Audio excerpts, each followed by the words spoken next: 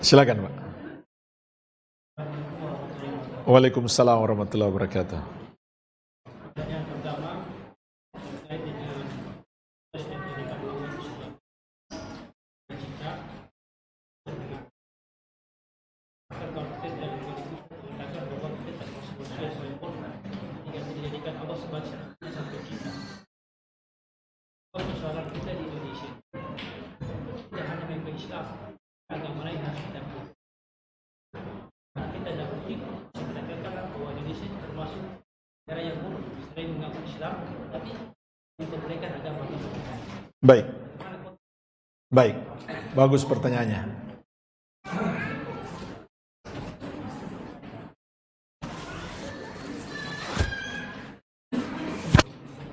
Jadi pertanyaan beliau mengakui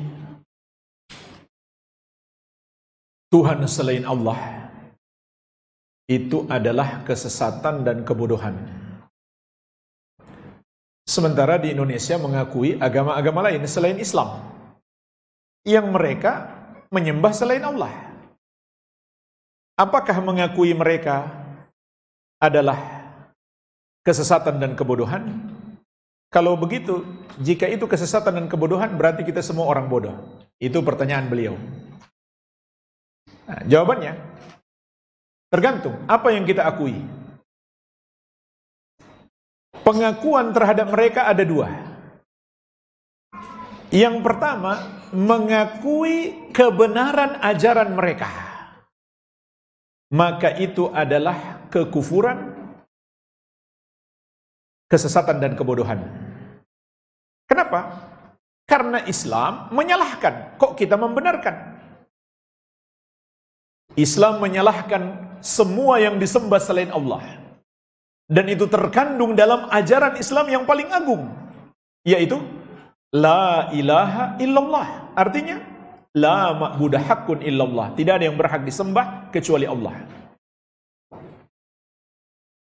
Maka kalau seorang mengatakan agama lain benar, padahal mereka mengajarkan penyembahan kepada selain Allah, berarti dia mendustakan la ilaha illallah.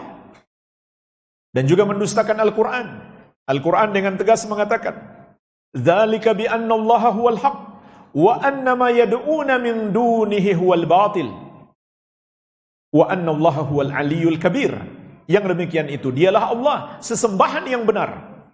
Dan semua yang mereka sembah selain dia adalah batil, salah, tidak benar. Dan bahwasanya Allah dialah yang maha tinggi lagi maha besar. Dan juga mendustakan firman Allah Subhanahu wa taala, "Inna ad-dina 'indallahil Islam." Sesungguhnya agama yang Allah ridhoi di sisinya hanyalah Islam.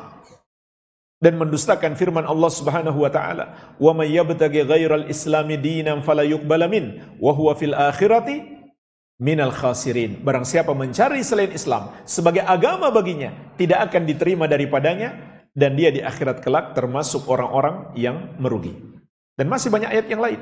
Bahkan mengingkari kesepakatan ulama. Tidak ada perbedaan pendapat ulama, hanya Islam yang benar, semua non-muslim salah dengan kesalahan terbesar yang disebut syirik dan kufur. Ini pengakuan yang pertama. Kalau yang dia akui adalah kebenaran ajaran mereka, maka dia bukan muslim lagi. Yang kedua, pengakuan terhadap keberadaan mereka. Jadi yang kita akui mereka itu ada, bukan mereka benar. Dan dalam agama Islam, non-muslim yang tinggal di negeri kaum muslimin wajib dilindungi. Kita akui mereka ada, bahkan wajib kita lindungi, tidak boleh kita zalimi. Itu hukum syariat. Sebagaimana firman Allah, "Wala yajrimannakum syana'anu qaumin ala alla ta'dilu i'dilu huwa aqrabu littaqwa." Janganlah kebencianmu kepada satu kaum membawamu tidak adil kepada mereka atau berbuat zalim. Berlaku adillah, jangan zalim, karena adil itu lebih dekat kepada takwa.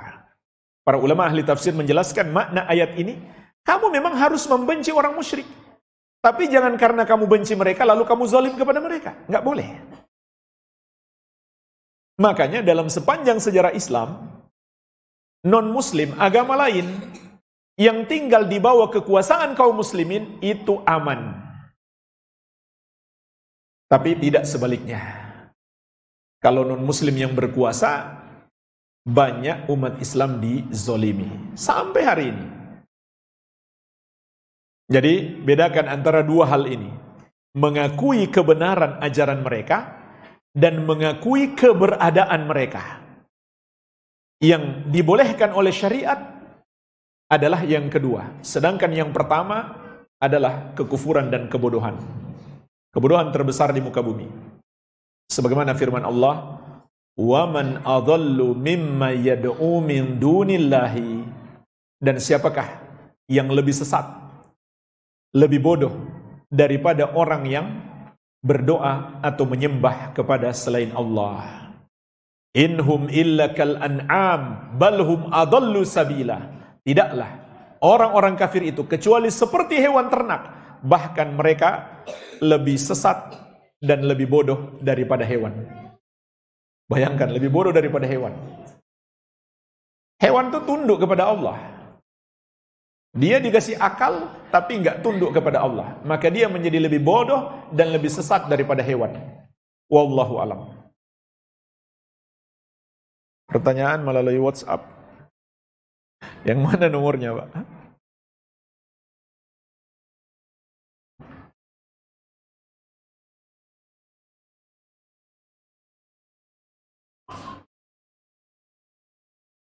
Nomor akhirnya berapa, Pak?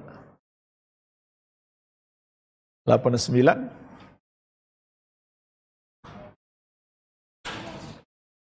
Oh iya.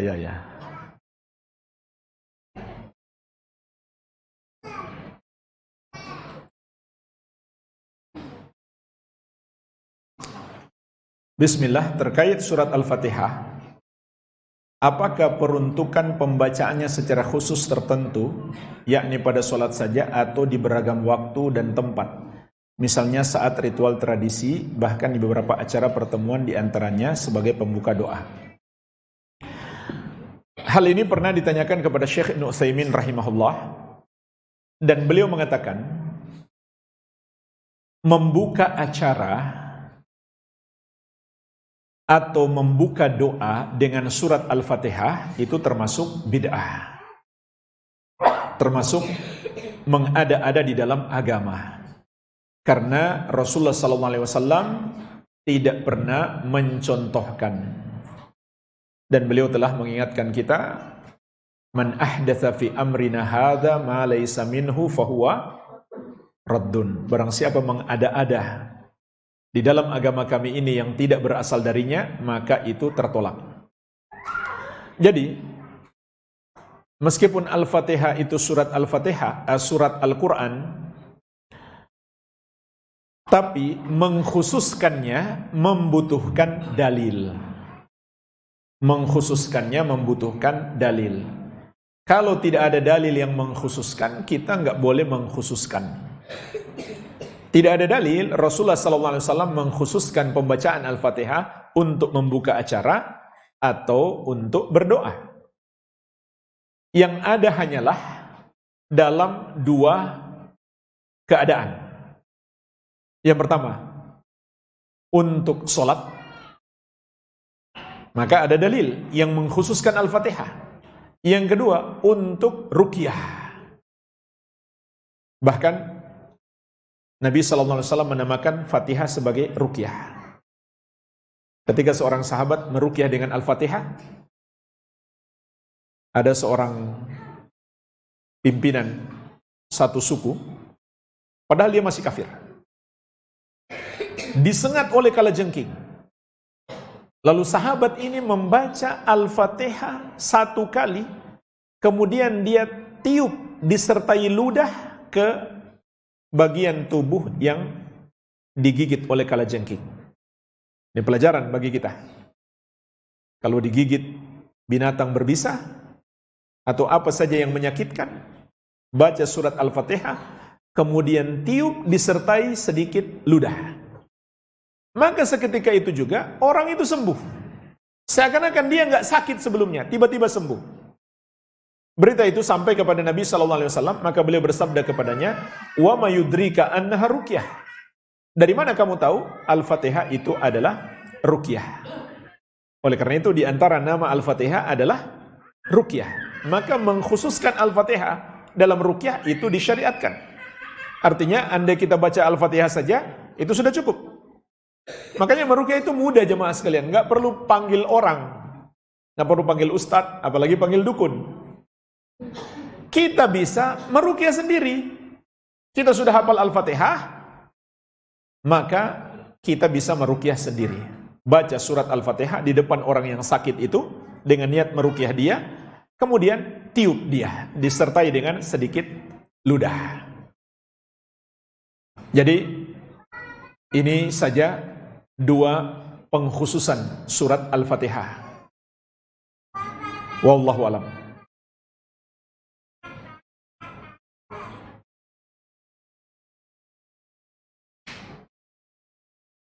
Bagaimana hukum tidak membaca basmalah sebelum Al-Fatihah ketika sholat? Membaca basmalah ketika sholat sebelum membaca Al-Fatihah itu ada perbedaan pendapat ulama, apakah wajib atau sunnah. Kalau yang mewajibkan berarti ya harus dibaca. Kalau yang sunnah ya tidak harus dibaca. Ini masalah khilaf ulama. Maka dalam masalah-masalah seperti ini kita harus berlapang dada. Tetapi kebanyakan yang diperselisihkan para ulama adalah bukan soal wajib atau sunnahnya. Apakah dibaca keras atau pelan? Maka ini juga termasuk permasalahan yang ulama beda pendapat. Sebagian berpendapat dibaca keras, sebagian berpendapat dibaca sir. Seperti ketika kita membaca doa istiftah, kemudian ta'awudz, kemudian basmalah, semuanya dengan cara disir, pelan. Dan kebanyakan imam yang melakukan ini bukan karena dia tidak membaca basmalah, tapi dia baca secara pelan. Maka ini juga termasuk masalah yang ulama beda pendapat, dibaca pelan atau keras. Pendapat yang lebih kuat insya Allah adalah sunnah, tidak sampai wajib dibaca pelan. Itu pun gak sampai wajib dibaca pelan, tapi sunnah. Karena ini yang diamalkan oleh Nabi SAW dan para sahabat. Sampai kata Anas, aku sholat di belakang Rasulullah SAW. Setelah beliau wafat, aku sholat di belakangnya Abu Bakar. Setelah Abu Bakar wafat, aku sholat di belakangnya Umar. Mereka semua memulai bacaan jahriyahnya dengan Alhamdulillahi Rabbil Alamin. Namun para ulama mengatakan hukumnya tidak sampai wajib, melainkan sunnah. Jadi tetaplah dibaca, dan baca secara pelan, dan tidak sampai berdosa kalau ada yang membaca secara keras. Karena hukumnya sunnah tidak sampai wajib. Dan bahkan kalau kita jadi imam dan kita melihat nanti masyarakat ini salah paham, dikira saya nggak baca bismillah, maka tidak mengapa kita keraskan, demi menghindari kesalahpahaman mereka. Ya. Karena meninggalkan sesuatu yang sunnah demi menghindarkan mudarat yang besar, maka ini dibolehkan. Wallahu a'lam. Ada pertanyaan lagi?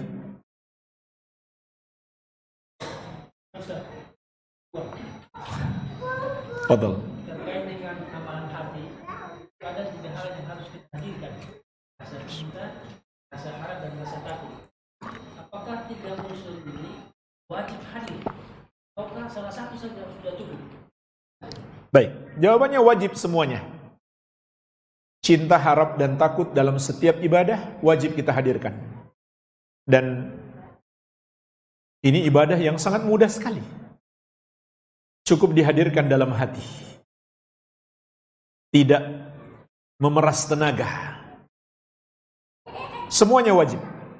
Bahkan, kalau sampai sebagian tidak dihadirkan, membawa kepada kesesatan.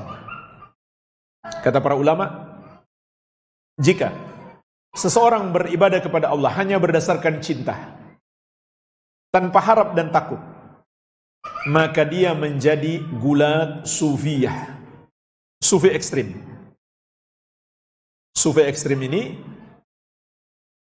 sama sesama sufi pun mereka bantah, mereka musuhi karena terlalu sesat.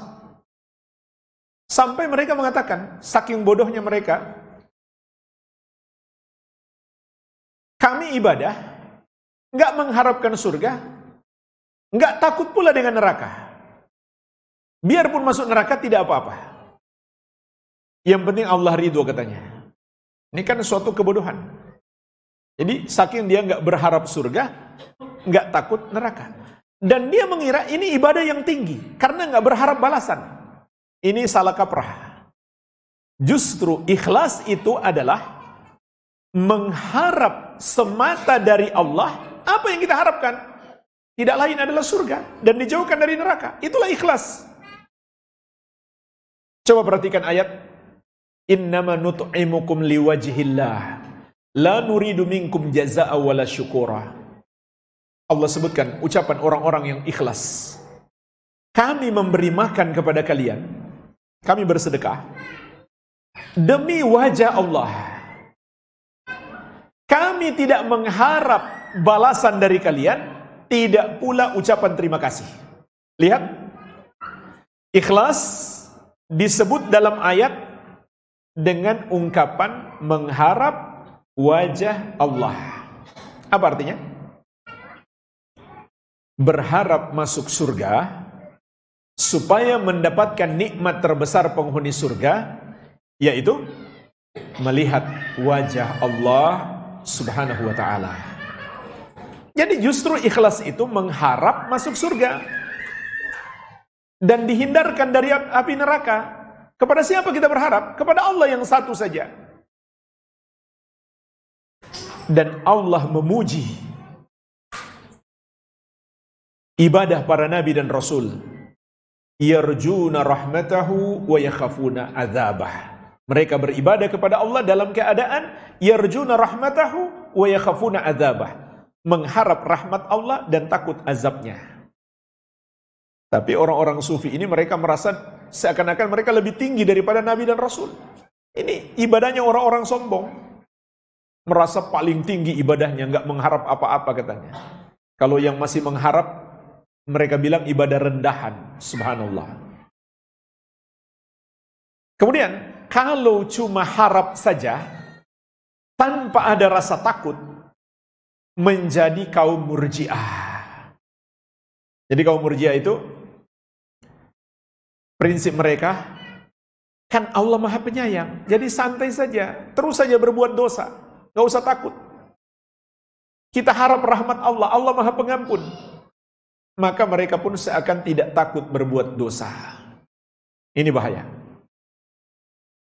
Kalau hanya takut saja, kurang berharap atau tidak berharap sama sekali, menjadi kaum khawarij. Sampai kaum khawarij itu mengkafirkan para pelaku dosa besar. Nah, ini mengkafirkan yang salah. Jadi mengkafirkan itu ada dua. Mengkafirkan yang wajib kita lakukan dan mengkafirkan yang haram. Mengkafirkan yang wajib adalah mengkafirkan orang yang Allah dan Rasulnya kafirkan. Siapa mereka? Semua non-muslim. Mengkafirkan yang haram adalah mengkafirkan sesama muslim, meskipun muslim itu pelaku dosa besar. Inilah bid'ah khawarij. Kalau lihat orang minum khamar misalkan, saking takutnya mereka kepada Allah, mereka mengatakan, nggak ada harapan ampunan untukmu, kamu kafir. Jadi, karena tidak berharap sampai mengkafirkan orang. Padahal minum khamar, dosa besar, tapi bukan dosa kekafiran, bukan pula kesyirikan. Kita katakan dia pelaku dosa besar, tapi dia masih muslim. Nggak boleh kita kafirkan. Jadi 3 ibadah ini mesti hadir dalam semua ibadah kita. Hanya saja kata para ulama, memang ada kondisi salah satunya mesti lebih besar. Contoh, ketika sedang ditimpa musibah atau sakit, maka kondisi berharap pertolongan Allah dalam kondisi ini harus lebih besar daripada rasa takut. Supaya apa? Supaya nggak putus asa dari rahmat Allah. Kemudian saat kita menghadapi godaan berbuat maksiat, maka rasa takut kepada Allah mesti harus lebih besar daripada harap. Supaya kita nggak terjerumus maksiat itu. Karena kita takut kepada Allah Subhanahu wa ta'ala. Wallahu a'lam.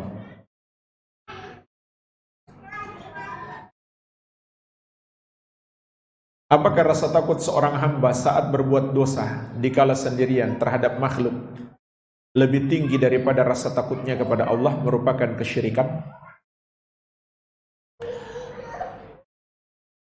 Rasa takut itu ada 2 macam. Takut yang ibadah dan takut yang bersifat tabiat. Takut yang beribadah dan takut yang bersifat tabiat. Takut yang ibadah itu seperti apa? Takut yang disertai dengan pengagungan dan ketundukan.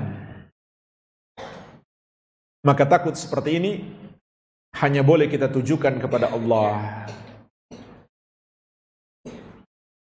Kita takut kepada Allah karena kita yakin Allah Maha Kuasa, Maha mampu menimpakan azab kepada kita.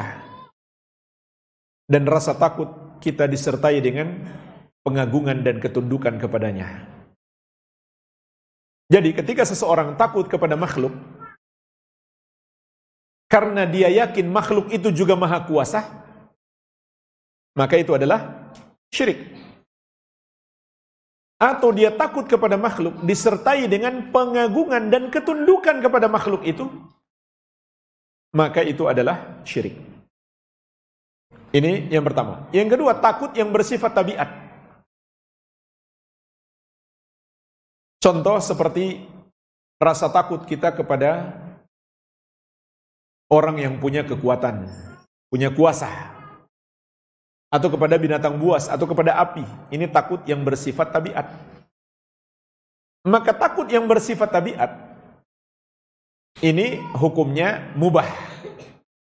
Akan tetapi bisa menjadi dosa kalau karena takut kepada mereka menjerumuskan kita di dalam dosa. Maka ini menjadi dosa namun tidak sampai tingkat kesyirikan. Nah, sekarang pertanyaannya, kalau kita berbuat maksiat bersendirian,